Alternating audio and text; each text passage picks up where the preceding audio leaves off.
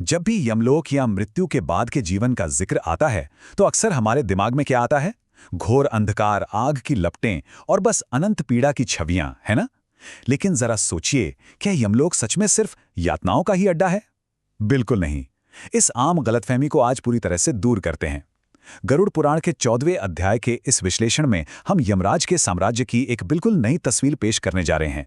ये सिर्फ सजा का केंद्र नहीं है, बल्कि न्याय और गौरव की एक बेहद ही भव्य स्वर्ण नगरी है। तो आइए सीधे इस विषय की गहराई में उतरते हैं। गरुड़ पुराण सारोद्धार के 14वें अध्याय गौरव के द्वार के इस विश्लेषण में आपका स्वागत है। आज हम ब्रह्मांडीय न्याय की इस अद्भुत दिव्य नगरी यमपुरी का एक शानदार स्थानिक दौरा करेंगे। ये एक ऐसी यात्रा होने वाली है जो कर्म, न्याय और आत्मा की अंतिम मंजिल से जुड़े कई बड़े रहस्यों को उजागर कर देगी। हमारी आज की इस चर्चा के मुख्य पड़ाव कुछ इस तरह होंगे।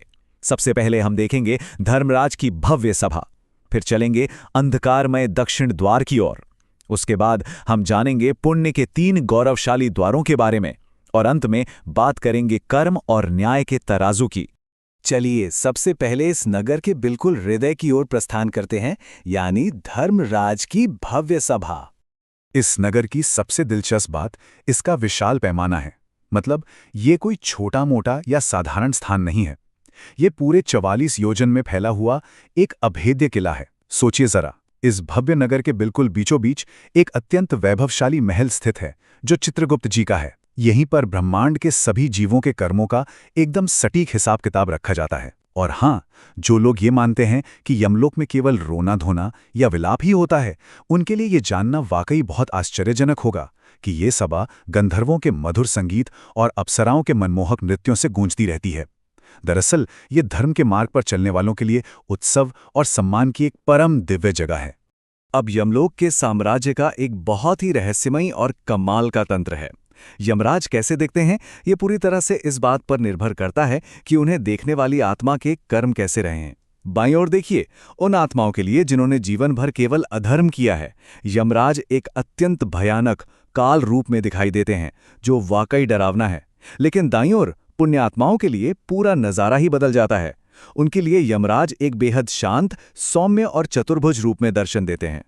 कर्मों के आधार पर वास्तविकता का ये बदलना इस लोक की सबसे रहस्यमयी और बिल्कुल सटीक न्यायपूर्ण विशेषताओं में से एक है।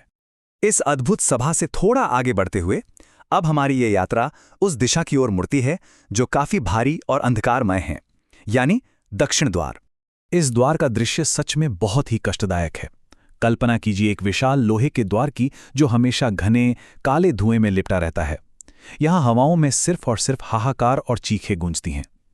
इस भयानक दक्षिण द्वार से अंदर जाने का सीधा सा अर्थ है घोर अंधकार और अनंत यंत्रणाओं की शुरुआत, क्योंकि यहीं से आत्माओं को सीधे भयानक वैतरणी नदी और नरकों की ओर घसीट कर ले जाया जाता है। लेकिन यहां ये याद रखना बहुत महत्वपूर्ण है कि ये अंधकारमय मार्ग केवल और केवल उन लोगों के लिए बना है जिन्होंने जानबूझकर जीवन भर अधर्म और पाप का रास्ता चुना।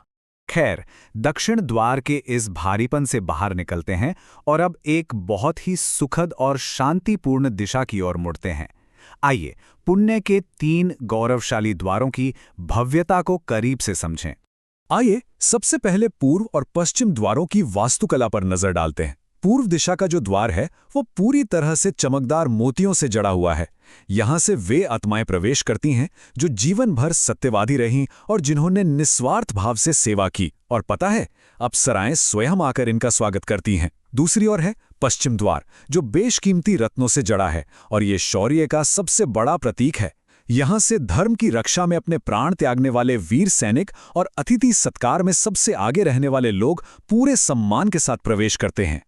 और अब आइए देखते हैं कि ये पदानुक्रम कैसे सबसे सर्वोच्च द्वार तक पहुंचता है, जो है उत्तर द्वार। ये द्वार शुद्ध स्वर्ण का बना है और सभी मार्गों में सबसे श्रेष्ठ माना जाता है। इस द्वार तक पहुंचने के लिए सिर्फ सामान्य पुण्य से काम नहीं चलता, कुछ बहुत विशेष चाहिए, जैसे कि भगवान विष्णु और शिव के प्रति अनन्य और बिल्कुल अटूट भक्ति, जीवन भर पवित्र तीर्थ यात्राएं करना, और इन सबसे भी महत्वपूर्ण सर्वोच्च ब्रह्म ज्ञान यानी ब्रह्मांडीय ज्ञान प्राप्त करना। जो महान आत्माएं इन गुणों को पा लेती हैं, वे उन सामान्य रास्तों से पैदल नहीं जाती, बल्कि सीधे दिव्य विमानों में बैठकर इस उत्तर द्वार से उच्च लोकों की ओर प्रस्थान करती हैं। कह सकते हैं कि ये आध्यात्मिकता का चरम शिखर है। इन सभी अलग अलग द्वारों के इस स्थानिक दौरे के बाद अब यमपुरी के डिजाइन के सबसे दार्शनिक और मूल हिस्से की ओर वापस लौटते हैं, कर्म और न्याय का तराजू। तो यहाँ सबसे महत्वपूर्ण पॉइंट ये है कि यमपुरी का ये पूरा का पूरा ढांचा सिर्फ और सिर्फ सजा देने के लिए नहीं बनाया गया है, बल्कि ये एक आदर्श दर्पण है जो हमारे जीवित रहते हुए किए गए कर्मों को जस का तस दिखाता है।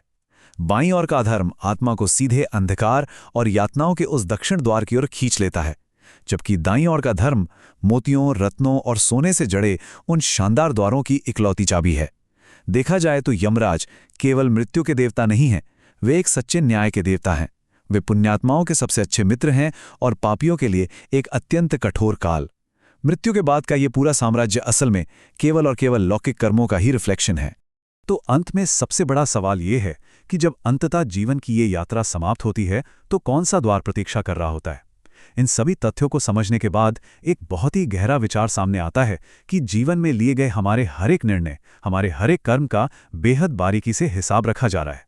जब ये नश्वर जीवन खत्म होता है तो वे कर्म ही तय करते हैं कि आगे का मार्ग कैसा होगा। ये हम सभी के लिए इस बात पर गहराई से चिंतन करने का अवसर है कि हम जीवन भर में किस प्रकार के चुनाव कर रहे हैं और अंत में अपने पीछे कैसी विरासत छोड़कर जा रहे हैं। लेकिन जरा रुकिए, गौरव के इन शानदार द्वारों को पार करने के बाद उन पुण्यात्माओं के साथ वास्तव में क्या होता है, ये एक और भी दिलचस्प और रहस्यमयी कहानी है।